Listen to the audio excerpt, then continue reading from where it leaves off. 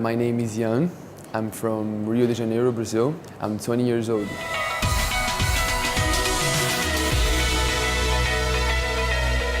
Before Le Cordon Bleu, I was finished high school in Canada. I felt that I had all this passion, all this effort that I wanted to do it, but I just didn't know. It was like there was something between me and like in the gastronomy world, so Le Cordon Bleu was kind of this door.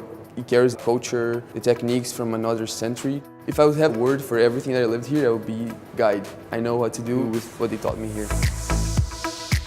We have demos that we sit, the chef makes the recipes.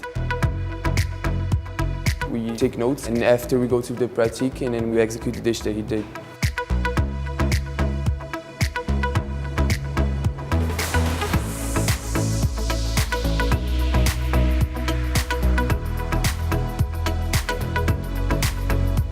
I like this place because not much students know this place, so it's not always full.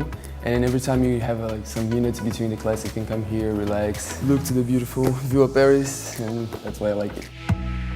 I would do a 6 months internship in the Hotel Ritz, doing the same job as a commis or assistant of commis.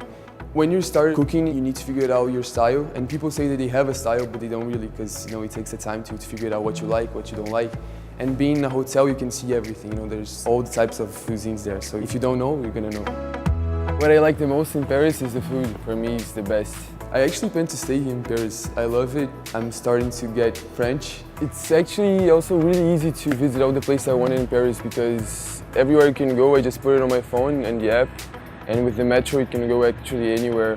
I usually like to go to café with my friends, or maybe go to enjoy some beautiful views like Sacré-Cœur, Buchamon. I also had the opportunity to meet Musée Carvin, and I had the chance to see the chef Paul Bocuse, and they really looked like they were just in front of me, and I feel just like met them.